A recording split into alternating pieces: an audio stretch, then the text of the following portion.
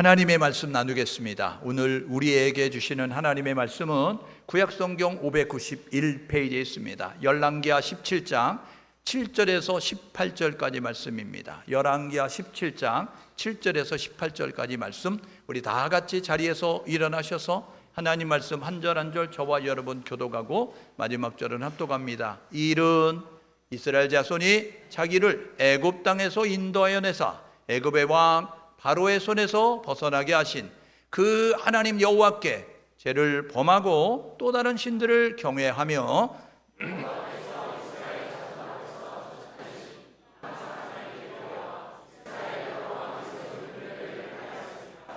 이스라엘의 자손이 점차로 불의를 행하여 그 하나님 여호와를 배역하여 모든 성읍에 망대로부터 견관송에 이르도록 산당을 세우고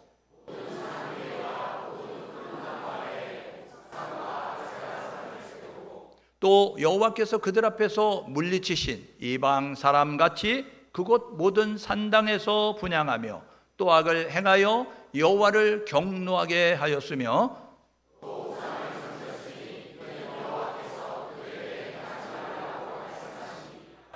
여호와께서 각 선지자와 각 선견자를 통하여 이스라엘과 유다에게 지정하여 이루시기를 너희는 돌이켜 너희 악한 길에서 떠나 나의 명령과 규례를 지키되 내가 너희 조상들에게 명령하고 또 내 종 선지자들을 통하여 너희에게 전한 모든 율법대로 행하라 하셨으나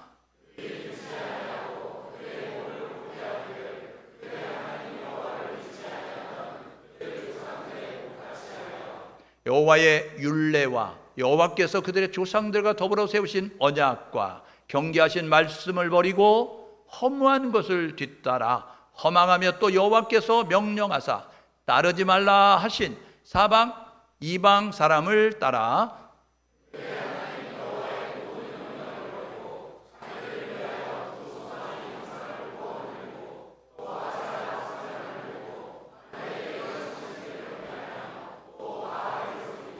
또 자기 자녀를 불 가운데 지나가게 하여 복술과 사술을 행하고 스스로 팔려 여호와 보시기에 악을 행하여 그를 경노하게 하였으므로 함께 읽습니다. 여호와께서 이스라엘에게 심히 노하사 그들을 그의 앞에서 제거하시니 오직 유다 지파 외에는 남은 자가 없으니라. 아멘. 우리 자리에 앉으시겠습니다.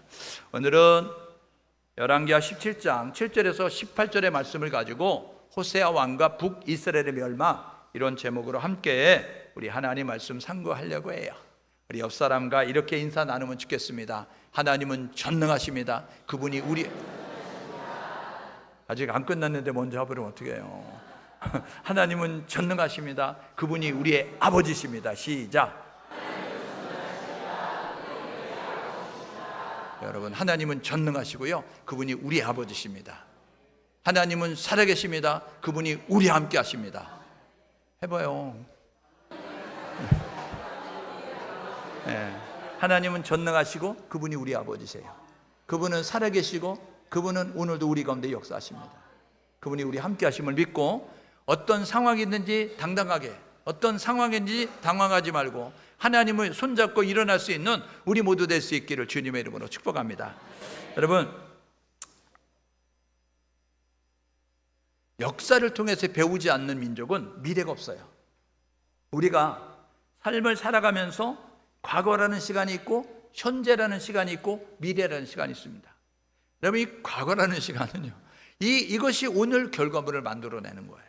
오늘 나의 모습은 과거의 나의 모습의 결과물입니다. 과거에 좀 더 열심히 했더라면, 과거에 좀 더 이렇게 하나님 말씀대로 했더라면 오늘보다 좋은 모습을 가지고 있었겠죠. 그런데 과거의 나의 모습이 오늘 나의 결과물을 만들어냈어요. 그렇다고 한다면 오늘 나의 신앙의 모습은 미래의 나의 결과물을 만들어내겠죠. 오늘 나의 사회생활의 모습은 미래의 내일의 결과물을 만들어낼 것입니다. 그러므로 다크투어라는 것이 있습니다. 이게 뭐냐면 어두운 것을 살피면서 그러면서 그것에서 배우자라는 모습을 가지고 있는 거예요. 어두운 역사의 현장, 외면하고 싶고 다시 밟고 싶지 않고 기억하기 싫은 그곳을 찾아가는 것입니다. 그래서 그곳에서 우리가 이제 이런 교훈을 얻자, 우리가 이렇게 다짐하고 살자라는 모습으로 하게 되는 것이죠. 여러분, 2차 대전 때 이 독일 나치가요, 유대인들을 학살했어요. 아우슈비츠라는 수용소에서 약 400만 명의 이상의 유대인들이 이제 목숨을 잃게 되는 모습을 가졌습니다. 여러분, 그것을 통해서 우리가 배울 수 있는 것이 있어요.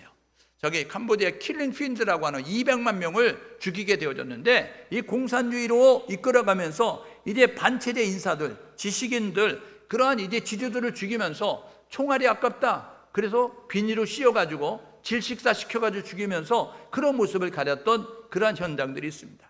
서울에 가면 서대문 형무소가 있어요. 서대문 형무소는 우리가 일본에게 부탁한 적이 없어요. 우리나라 좀 이렇게 좀 보살펴 주세요, 우리나라 이끌어 주세요, 이렇게 부탁하지 않았는데도 그들이 힘으로 밀고 들어와 가지고, 그래서 이제 우리를 강제로 점령해 가지고, 그래서 이제 이 한국 땅을 하면서, 그러면서 일본 체제에 반대하는 사람들을 잡아갔어요. 때리고 고문했어요. 그것이 어디냐면 서대문 형무소인 것입니다. 그곳에 보게 되면 우리 다 나라가 없는데 어떻게 되느냐, 우리가 힘이 없으면 어떻게 되느냐, 우리 다음 세대에게 그것을 교육할 수 있는 좋은 교훈의 장소인 거예요. 여러분, 용서는 하지요. 근데 잊지는 말아야 됩니다. 왜요? 우리가 그것을 잊으면 우리는 또다시 그것을 반복할 수밖에 없어요. 그러니까 우리가 용서는 하지만 잊지 말고 그것을 교훈 삼아서 다시는 그런 일이 반복되지 않도록 힘을 기르고 우리가 바른 자세로 나아가는 그런 모습을 갖고자 이렇게 교육을 하고 있는 것이죠. 여러분, 제암예교회 아시죠? 일제가 어떻게 했어요? 교인들 다 모여라, 회의한다. 그래서 교회 다 모였어요. 근데 교회 밖에서 문을 치고 못을 쳐가지고 문을 못 열게 나오고 불을 질러서 그 안에 있는 기독교인들 다 죽게 만들었습니다. 여러분, 일본 체제에 반대한다는 이유만으로, 기독교인의 이유만으로 그렇게 죽음을 당하는 모습을 갖게 됐어요.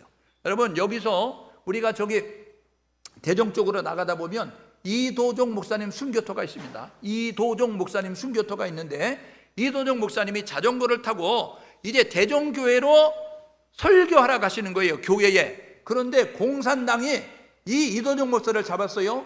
그래가지고 어떻게 했느냐면, 이 공산당이 구덩이를 파고 이 이도종 목사 살아있는데 거기다 집어넣고 생매장을 시켜서 죽였습니다. 여러분, 그것이 저기 가다 보면 이도종 목사의 순교토가 있어요. 여러분, 거기 가셔서 목사기 때문에 이렇게 생매장 당하는구나, 기독교인이기 때문에 이렇게 공산주의는 생매장을 시켜서 죽이는구나 라는 모습으로 여러분 잊지 말아야 됩니다. 여러분, 신안의 증도에 섬에 가게 되면 문준경 전도사님, 이 순교토가 있습니다. 문준경 전도사님은 이 알을 많이 낳는 씨암탉이라고, 이 공산당이 들어와 가지고 섬을 점령했을 때 이 사람은 알을 많이 낳는 씨암탉이야, 그러니까 죽여야 돼 라는 모습으로 그 모래사장에 놓고 죽창으로 찔러서 죽여서 문준경 전도사님이 순교하는 모습을 갖게 됐습니다.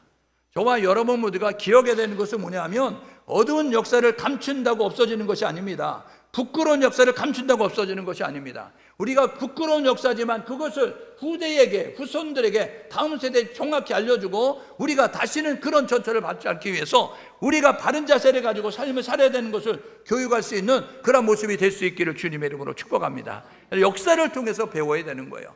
그래야 이제 미래를 잘 준비할 수 있고 보다 나은 미래를 준비해가는 모습이 되어질 수 있습니다. 이스라엘의 역사는 이스라엘을 통해서 하나님이 이렇게 역사하셨어요.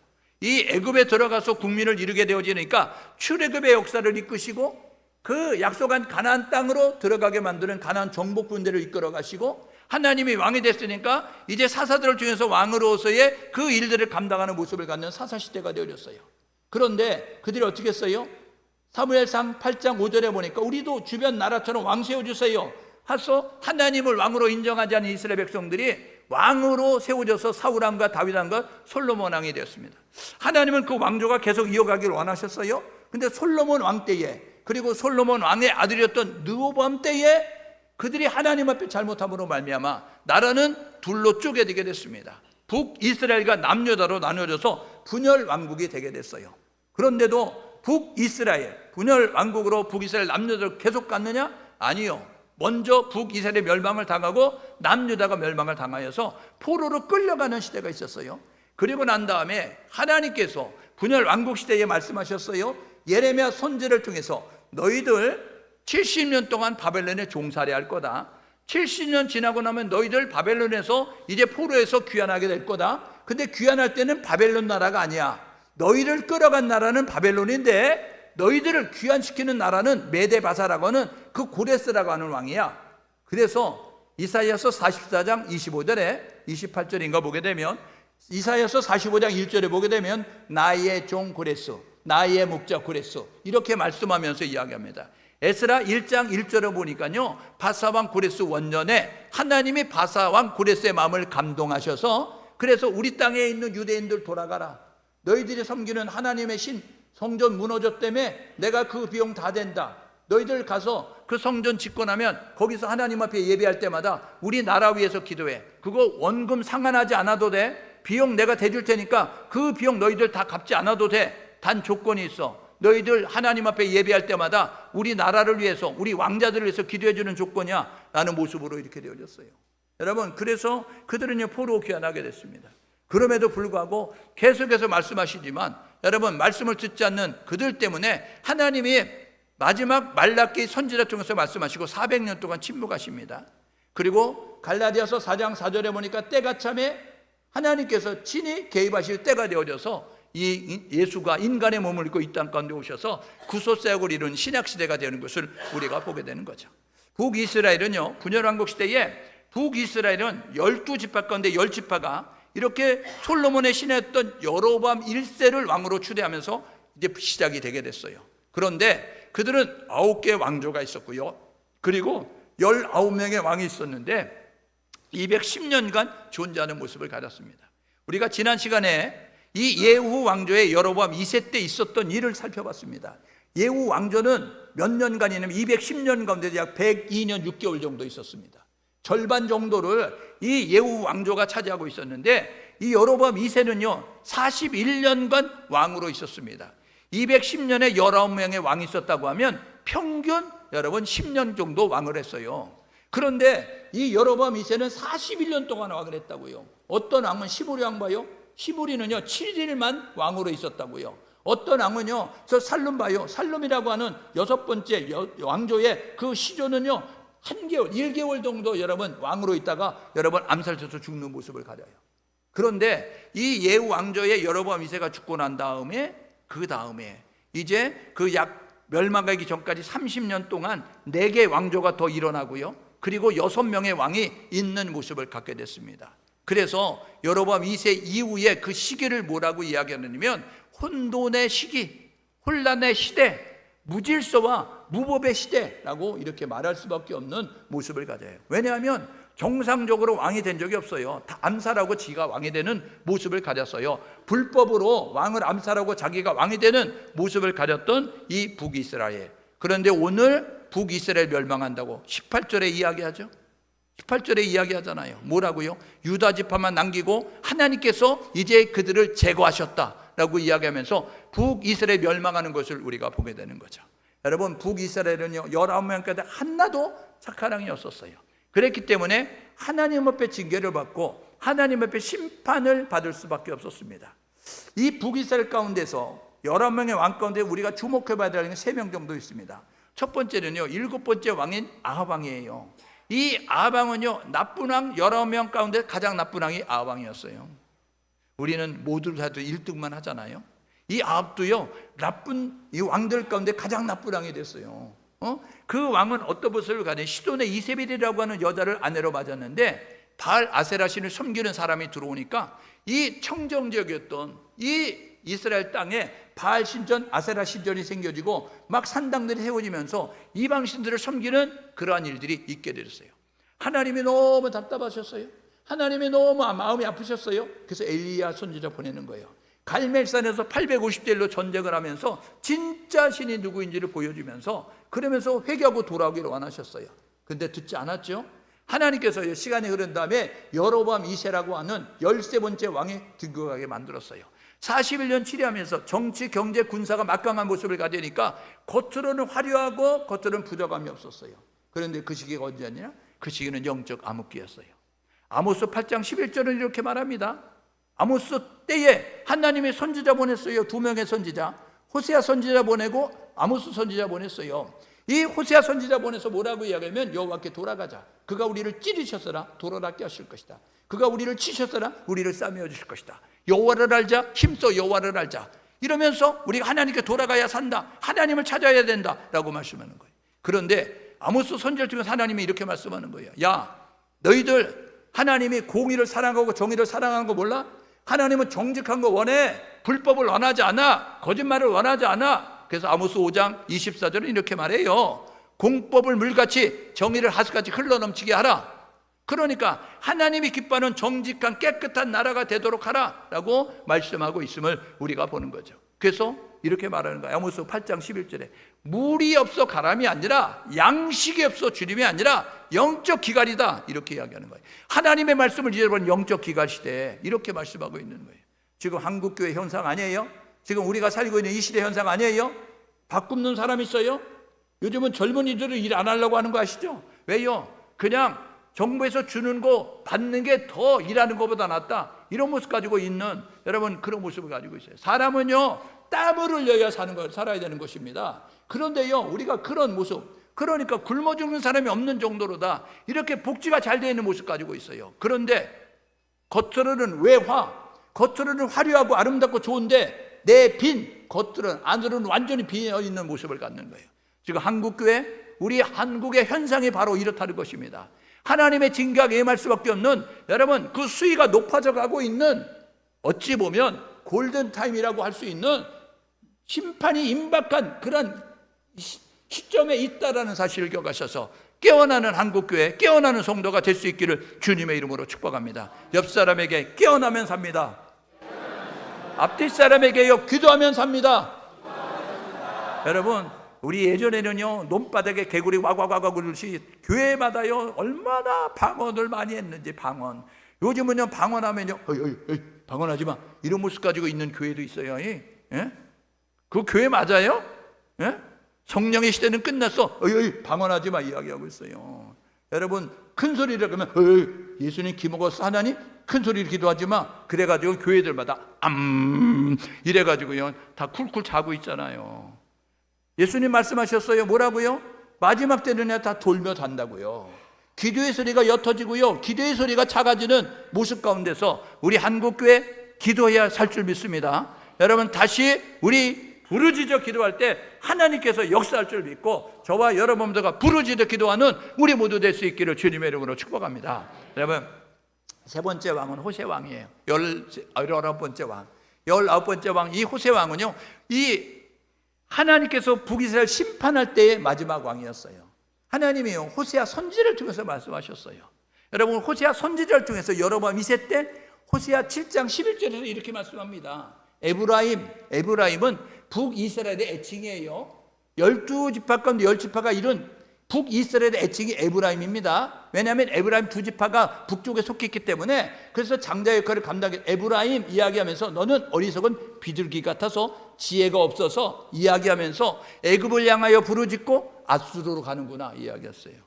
이게 뭐냐면요 하나님께서 너희들 시간 지나고 나면 애굽이 힘 있다고 애굽을 찾아갈 것이고 아수르가 힘 있다고 아수르를 찾아갈 거야. 그런데 그러면 안 돼 라고 호세아를 선지를 통해서 호세아 7장 11절에서 말씀했어요. 호세아 선지 활동하고 나서 여로보암 2세가 활동하고 나서 30년 뒤에 호세아 왕이 됐을 때 어떤 모습을 가졌어요? 그는요 하나님을 의지하지 않았어요. 오늘 보세요. 외줄타기 하는 거예요. 그래서 어디에 줄 서야 될까? 이런 모습을 가지고 있다가 결국은 멸망당하는 모습을 우리가 보게 되는 것입니다. 여러분 호세아 왕은 누구냐? 호세아의 뜻은요 여호수아 예수와 같은 뜻이에요. 호세아 여호수아 예수와는 같은 뜻인데 여호와는 구원이시다, 하나님은 구원이시다 라는 뜻을 가지고 있는 이름입니다. 호세아 왕은요 북이스라엘 19번째 마지막 왕이었고요 그는요 아수르의 조공을 바쳐요. 왜냐하면 이 베가라고 하는 18번째 왕은 반아수르 정책을 폈어요. 그렇게 되어지니까 아수르가 저것을 제거해야 되겠다 해가지고 세운 사람이 호세아였어요. 호세아 너가 좀 손 좀 봐줘. 그래서 호세아가 베가를 죽였어요. 그리고 이 아수르의 등을 얻고 지원을 받아가지고 왕이 됐어요. 그때의 왕이 누구냐면 디글랏 빌레셋이에요. 디글랏 빌레셋 3세입니다. 그래서요 아이고 애굽 형님 감사합니다. 제가 왕이 됐어요. 조공을 바칠게요. 그래서 새해가 되면 문안 인사 가고요. 특산물이 나오면 특산물을 올려 바치면서 이 앗수르를 섬겼어요. 그런데 디글랏 빌레셀이 죽어요. 그렇게 되어지니까 이 호세아가 딴 마음이 드는 거예요. 내가 조공을 바칠 이유가 있을까? 저 나라가 비실비실한데 조공을 안 바쳐도 될 것 같은데? 그래가지고 애굽에 도움을 요청해야 되겠다. 그래서 애굽에 사신을 보냈어요. 애굽에 소라고 하는 그 왕에게 사신을 보내가지고 애굽 형님 우리 좀 도와주십시오. 앗술에 우리가 맞서서 이제 할 테고 우리 앗술에 바치던 조공을 애굽에 바칠 테니까 우리 좀 이렇게 도와주십시오. 어려울 때 이야기했어요. 내가 도와줄게. 어려울 때 얘기해. 이야기했어요. 그래서요 친 앗수르 정책을 펴던 호세아가 반 앗수르로 돌아섰어요. 근데 디글랏 빌레셋 죽고 난 다음에 살만에셀 5세가 왕이 됐어요. 아니 통장에 돈이 안 들어오는 거예요. 또박또박 이제 그 세입자가 저기 놓여야 될 거 아니에요. 그 월세를 놓여야 되는데 안 들어왔다는 거예요. 그래서 통장 보니까 안 들어왔어요. 그래서 전화한 거예요. 야 호세 안 들어왔어. 오늘 왜 무슨 일 있냐? 너 이렇게 그랬더니 이제는 안 넣을 거예요. 이런 모습을 갖는 거예요. 왜 안 넣어? 이랬더니 이제는 우리 안 해요. 이야기해가지고요. 그 살만 에셀 5세가요. 이거 봐라. 그래가지고 군대를 데리고 와가지고 그래서 북이스라엘 침범했어요. 그래서 호세아 왕을 감옥에 가두고 3년 동안 이제 그 사마리아 성을 해가지고 그 성에 있는 사람들을 말려서 고사작전으로 죽이려고 하는 모습을 가져요. 근데 살만에셀 5세가 죽어요. 그리고 난 다음에 사르곤 2세가 왕이 됐어요. 이 사르곤 2세가요 완전히 이제 사마리아 성을 초토화시키면서 그 사람들을 뽑아다가 이제 다른 지역에 심었고 이 빈 지역에 다른 사람들을 심어서 혼혈 민족이 되고 혼합 종교가 되게 하는 모습을 갖게 만들어서 결국 북이스라엘이 멸망하게 된 것입니다. 이게 분열 왕국 시대에 이 분열 왕국 남유다 북이스라엘 주변의 왕국이었고 마지막 때에 여러분 바라보면서 오른쪽에 있는 것은 호세아 왕 때의 아수르와 이집트가 서로 이런 모습을 가지고 있어서 여기서 어떻게 해야 될까? 우러봐 자러봐 그러다가 우러봐 자러봐 하다가 너무 자꾸 우러봐 자러봐 하다가 어지러워서 쓰러져 죽는 게 북이스라엘의 멸망이었어요. 옆 사람에게 서로 격려했어요. 자꾸 돌아보면 헷갈린다. 여러분 자꾸 돌아보면 헷갈려요. 하나님만 바라볼 수 있기를 주님의 이름으로 축복합니다. 여러분 히브리서 이야기해요. 믿음의 주요 온전케 하시는 예수만 바라보자. 온전케 하시는 예수 그리스도, 우리의 진짜 능력이 된 그 하나님만 바라보는 우리 모두가 될 수 있기를 주님의 이름으로 축복합니다. 이 아수르 민족은 어떤 민족이냐? 북이스라엘 멸망시켰던 아수르 민족은요, 이 노아에게 3명의 아들이 있었어요. 3명의 아들이 이름이 뭐예요? 셈, 함, 야벳. 여러분 그 가운데 셈족 계열의 이 민족이 아수르 민족이었어요. 여러분 그는요 이 메소포타미아 북부 지역, 지금의 이라크, 이란, 튀르키예, 터키라고 하는 시리아 이쪽의 북부 지역에 이제 있는 사람들이었어요. 이 사람들은요 잔인했어요. 성을 점령하죠. 그러면 사령관이, 군대 장관이 이야기하는 거예요. 일주일 동안 병사들이요 마음대로 해도 좋다 허락하노라. 그래서요 그 사람들은 자기가 마음대로 그 성을 유린하는 거예요. 갖고 싶으면 갖고 하고 싶으면 하고 마음대로 하는 모습을 가졌어요. 얼마나 잔인했는지 목을 쳐서 그 성벽에다 목에다 걸어놓고 이렇게 걸어놓고 사람 목을 걸어놓기도 하고요. 사람을 잡으면요 사람을 껍질을 벗겨가지고 사람을 죽이는 모습 정도가 돼서 모든 사람들이 아수르를 싫어하는데 너무 힘이 세니까 저항할 수 없어서 속으로만 궁시렁궁시렁 되는 모습을 가지고 있었거든요.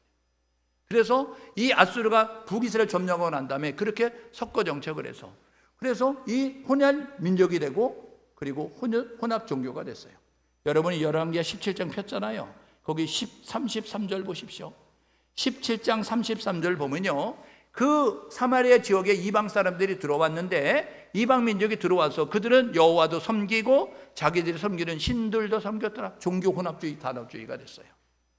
신명기 6장 4절 5절 보니까 세마 이스라엘은 유일한 여호와시니, 하나님은 유일한 여호와시니 너희는 하나님만 사랑하도록 이야기했는데, 하나님만 섬기도록 이야기했는데, 이 북이스라엘 멸망당하니까 그 뽑아진 그 빈 지역에 이방 사람들을 들어오니까 어떻게 됐냐면 여호와도 섬기고 자기들이 섬기는 민족의 신도 섬겼더라. 이게 17장 33절입니다.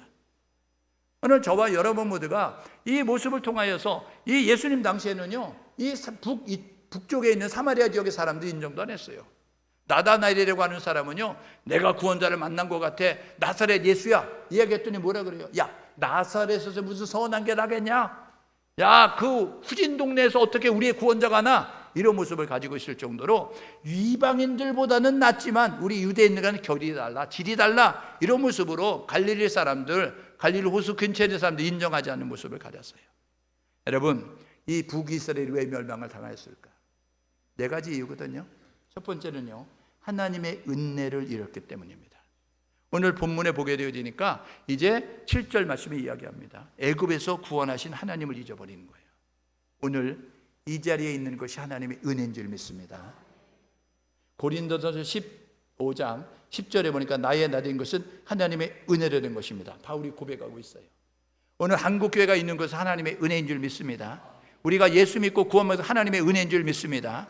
우리가 이만큼 살 수 있는 거 하나님의 은혜인 줄 믿습니다. 하나님의 은혜를 잊지 않는 우리 모두가 될 수 있기를 주님의 이름으로 축복합니다. 두 번째는요, 선지자들의 경고를 무시하는 거예요. 하나님은요, 아방 때 엘리사 선지자 보내요. 그리고 여로보암 2세 때 아모스, 호세아 선지자 보면서 계속 경고하셨어요. 안 들었어요. 그리고 오늘 말씀 뭐라 그래요? 13절 14절에 보니까 언약의 말씀을 버리고 이야기하는 거예요. 하나님 말씀 버렸어요. 말씀을 잊어버렸다고요. 여러분, 말씀은 지도입니다. 말씀은 내비게이션입니다. 말씀은 나침판입니다. 나침판 없이 방향을 잡을 수 있겠어요? 지도 없이 길을 걸어갈 수 있겠어요? 우리 인생의 나침판은 말씀입니다. 우리 인생의 지도는 말씀입니다. 우리 인생의 영혼의 양식은 말씀입니다. 말씀 먹어야 사는 거예요. 옆 사람에게 서로 격려하시는, 말씀 먹어야 삽니다. 말씀을 먹으세요. 말씀을 읽으시라고요. 말씀을 배우는 방법 6가지 방법, 어떤 거든지 여러분의 적성에 맞는 거 하시면 됩니다. 읽기, 듣기, 묵상하기, 배우기, 암송하기, 필사하기. 한번 해봐요. 시작.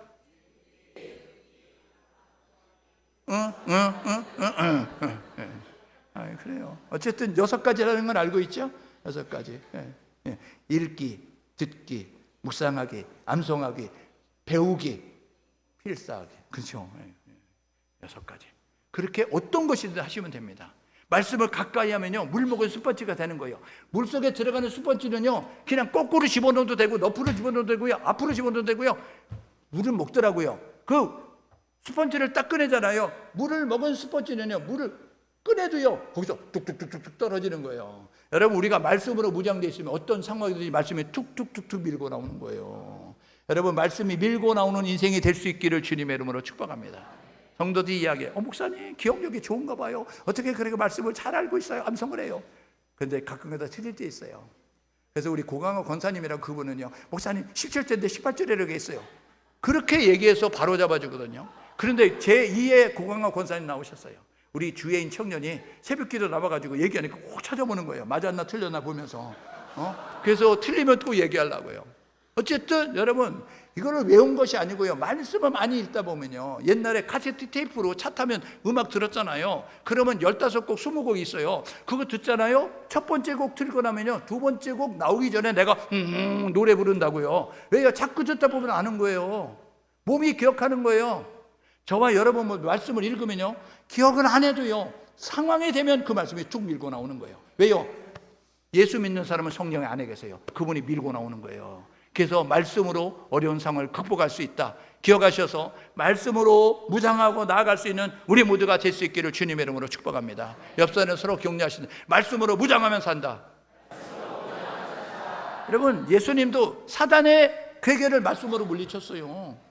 하나님의 전신갑주 있고요, 공격형 무기는 성령 경험, 하나님의 말씀이니까 저와 여러분 모두가 말씀으로 무장하셔서 세상을 이기고 죄를 이기고 사단을 이기는 우리 모두 될 수 있기를 주님의 이름으로 축복합니다. 세 번째로요, 하나님보다 사랑하는 거 내려놓으세요. 하나님보다 사랑하는 거 있잖아요. 명예일 수 있고요, 인기일 수 있고요, 건강일 수 있고요, 자식일 수 있고요, 돈일 수 있고요, 세상에 어떤 것 하나님보다 사랑하면 우상이라는 사실을 기억하셔서 그거 다 내려놓고 하나님만 사랑하겠습니다, 하나님만 사랑합니다 라고 고백할 수 있는 우리 모두 될 수 있기를 주님의 이름으로 축복합니다. 네 번째로는요, 잘못된 리더십이에요. 19명의 왕인데 어쩜 이렇게 한결같았는지. 가끔 가다가 돌연변이도 나오잖아요. 근데 북이스라엘은 돌연변이가 안 나왔어요. 북이스라엘은요, 여로보암 때부터 1세부터 첫 단추 잘못 깨니까 나머지 18명도 그대로 그냥 그대로 그 길 걸어가는 거예요. 어리석은 그 이제 리더십을 따라서 어리석은 선택을 하고 어리석은 행동을 하면서 그래서 한결같은 모습을 가려서 남유다보다 멸망을 당하였어요. 근데 남유다는요, 가끔가다 돌연변이가 나왔어요. 그래서요, 남유다는 20명의 왕이 있는데 이 20명의 왕 가운데 8명의 선한 왕이 있어요. 그래서 갈지자로 술 먹은 사람 이리 저리 비틀하면서 길 걸어가잖아요. 그래서 남유다는 그렇게 멸망당하여서 이제 586년에 북이스라엘은 722년에 멸망당하는데 약 140년 뒤에 멸망당하는 모습을 가져요. 그런데 남유다도 별반 달라지 않았어요. 그래서 열왕기하 17장 18절 봐요. 열왕기하 17장 19절 봐요. 19절 거기 뭐라고 유다도 이렇게 이야기합니다. 북이스라엘 멸망당할 때 하나님이 유다 지파 남겨놓고 이렇게 그들을 제거하셨다. 근데 19절에 뭐라 그래요? 유다도 이렇게 이야기하는 거예요. 유다도 별로 차이가 없다는 거예요. 너희들 조금 있으면 멸망당해. 하나님이 이렇게 경고하고 있는 모습. 그래서 이사야 선지자, 미가 선지자, 예레미야 선지자, 하박국 선지자, 스바냐 선지자 보낸 애들 정신 못 차려서 결국 멸망당하는 모습을 가졌습니다. 이렇게 결단하고 사시게 해요. 하나님의 은혜를 기억하시되 저와 여러분 모두가 우선순위 발해서 무슨 상황을 만나든지 전능하신 하나님을 찾아가는 우리 모두가 될 수 있기를 주님의 이름으로 축복합니다. 애굽으로 갈까? 아수르로 갈까? 이렇게 혼란을 겪었던 아수르처럼 이리 기웃 저 기웃 하지 말고 어떤 상황을 만나든지 하나님께 집중하는, 하나님께 나아가는, 하나님께 아뢰는 우리 모두 될 수 있기를 주님의 이름으로 축복합니다. 한번 따라해봐요. 하나님께 집중하면 산다. 하나님께 아뢰면 사는 거예요. 세상은요, 그러냐? 이야기하고요, 들어주는 것 같고 뒤에 가서 뒷담한다고요. 그렇다더라 이해하면서. 그래서 더 상처 입어요. 사람에게 아뢰지 말고 하나님께 아뢰세요. 두 번째 해야 될 일이 뭐냐면 말씀이 기준이 되십시오. 인생의 나침판, 인생의 지도, 인생의 내비게이션 하나님의 말씀입니다. 말씀이 기준에서 말씀대로 하시면 됩니다. 내 감정 내려놔요, 내 생각 내려놔요. 그러면 하나님의 말씀의 역사하심을 보게 되는 거예요. 사도행전은 성령의 행전이죠. 사도행전은 성령의 행전인데 왜 성령의 행전인지 아세요? 말씀이 선포돼 성령이 함께 가셨어요. 말씀이 선포돼 하나님이 가셨다고 해서 역사가 일어난 거예요. 오늘 저와 여러분마다 말씀대로면 역사가 일어납니다. 말씀대로면 기적이 일어납니다. 한번 따라해봐요. 말씀대로면 기적을 경험한다. 그러니까 말씀대로 하셔야 된다고. 세 번째는요, 우상 제거하십시오. 하나님만 사랑하는 모습 가지시고, 하나님도 섬기는 신앙 되지 말고 하나님만 사랑하는 모습 가지고 나아가시고, 네 번째는요, 좋은 모델이 되시는 예수님 따라가십시오. 그래서 어떤 상황을 만나든지 예수님이라면 어떻게 하셨을까? 이거 보면서 예수님은 이럴 때 어떻게 생각하셨고 어떻게 말하셨고 어떻게 행동하셨을까? 예수님이 모델이 되셔야 되는 거예요. 목사님 바라보면 실망한다니까요. 목사님 똥 안 싸는 것 같죠? 똥 싸요. 목사님 욕하는 것 같죠? 내가 지금 저기 우리 농협에 이제 일 보러 갔어요. 그랬더니 그 지소장님 이야기하는 거예요. 목사님 얼굴이 너무 좋으신 것 같아요.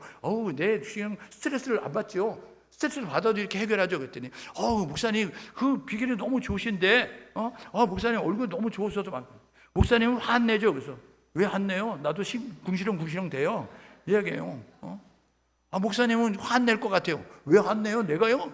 우리 집안에서요 다이어트를 소문났어요. 이야기하잖아요. 우리 동네 아는 사람은 다 알아요. 이랬더니 그분들은 휘두르게 목사님도 화를 내요. 이야기하더라고요. 화나죠? 화 안 나요? 그런데요, 예수님이라면 어떻게 할까? 그래서 한번 누르고 한번 참고 한번 먼저 사과하고 이런 모습 가지고 나가는 거예요. 예수님 본받는 모습으로 저와 여러분 모두가 하나님의 기쁨이 되는 우리 모두 될 수 있기를 주님의 이름으로 축복합니다.